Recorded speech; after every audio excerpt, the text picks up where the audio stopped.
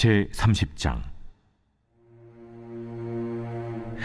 그러나 이제는 나보다 젊은 자들이 나를 비웃는구나.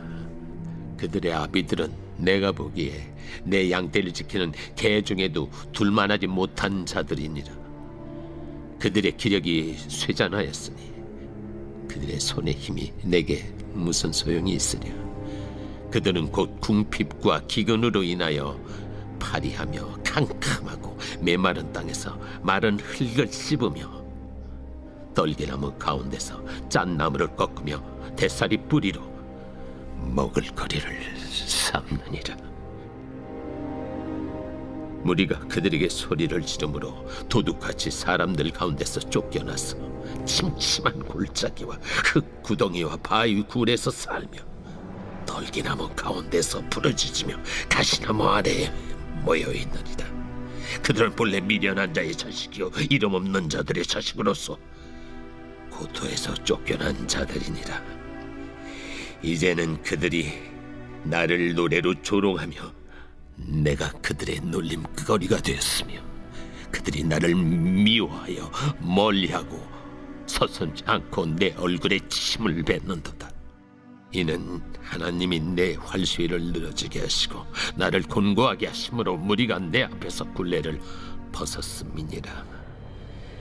그들이 내 오른쪽에서 일어나 내 발에 덫을 놓으며 나를 대적하여 길을 내었으며 그들이 내 길을 헐고 내 재앙을 재촉하는데도 도울 자가 없구나.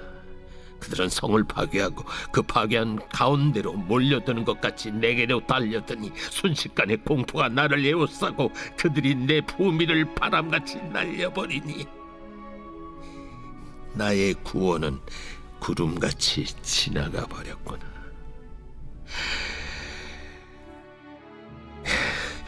이제는 내 생명이 내 속에서 녹으니 환난 날이 나를 사로잡음이라. 밤이 되면 내 뼈가 쑤시니 나의 아픔이 쉬지 아니하는구나. 그가 큰 능력으로 나의 옷을 떨쳐버리시며 나의 옷깃처럼 나를 휘어잡으시는구나. 하나님이 나를 진흙 가운데 던지셨고 나를 티끌과 채같게 하셨구나. 내가 주께 부르짖으나 주께서 대답하지 아니하시오며 내가 섰사오나 주께서 나를 돌아보지 아니하시나이다.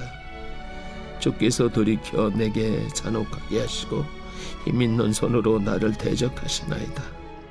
나를 바람 위에 들어 불려가게 하시며 무서운 힘으로 나를 던져버리시나이다. 내가 아나이다. 주께서 나를 죽게 하사 모든 생물을 위하여 정한 집으로 돌려보내시리이다. 그러나 사람이 넘어질 때 어찌 손을 펴지 아니하며 재앙을 당할 때 어찌 도움을 부르짖지 아니하리까. 고생의 나를 보내는 자를 위하여 내가 울지 아니하였는가. 빈궁한 자를 위하여 내 마음에 근심하지 아니하였는가. 내가 복을 바랐더니 화가 왔고 광명을 기다렸더니 흑암이 왔구나. 내 마음이 들끓어 고요함이 없구나. 환난 날이 내게 임하였구나. 나는 햇볕에 쬐지 않고도 검어진 피부를 가지고 걸으며 회중 가운데 서서 도움을 부르짖고 있느니라. 나는 이리의 형제여 타저의 벗이로구나. 나를 덮고 있는 피부는 검어졌고 내 뼈는 열기로 말미암아 탔구나. 내 수금은 통곡이 되었고 내 피리는 애국이 되었구나.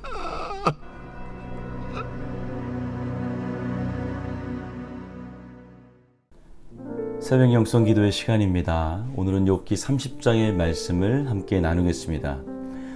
욥기 29장에서 욥은 하나님과 함께했던 형통했던 시절을 회상했습니다. 존경받고 또 돕고 영향력을 끼치던 그 시절을 떠올렸습니다. 그 모든 것의 중심에는 하나님과의 친밀한 관계가 있었습니다. 하지만 욥기 30장으로 돌아오면서 상황이 완전히 바뀝니다. 자신이 비천한 자들에게 조롱당하고 또 버림받은 사람처럼 멸시당하고 자신을 도와줄 자 하나 없는 외로운 자로 떨어져 버린 것입니다. 그리고 욥은 이 모든 현실이 하나님으로 인해 생긴 것이라고 고백합니다. 19절 말씀을 보면 하나님께서 나를 진흙 가운데 던지셨다고 곧 탄식합니다. 욥은 이렇게 탄식했습니다. 20절 말씀에서 내가 주께 부르짖으나 주께서 대답하지 아니하시며, 고난 자체도 고통스러웠지만 그보다 더 아픈 것은 하나님이 아무 말씀도 하지 않으시는 침묵이었습니다. 기도하고 또 기도했지만 아무런 응답이 없는 현실은 그 자체가 정말로 고난이고 고통입니다.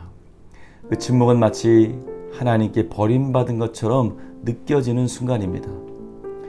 욥이 실망하고 낙심했던 가장 큰 이유는 바로 하나님의 응답이 없어서가 아니라 응답이 자신의 기대 시간 안에 이루어지지 않았기 때문입니다. 지금이 가장 힘든데 왜 지금은 도와주시지 않냐는 것이죠.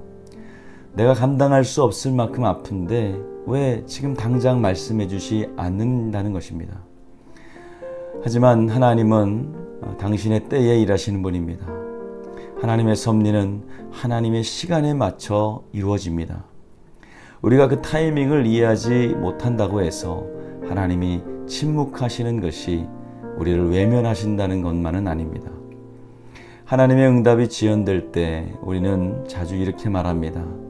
하나님이 날 버리셨나 보다. 왜 이렇게 오래 걸리시는가?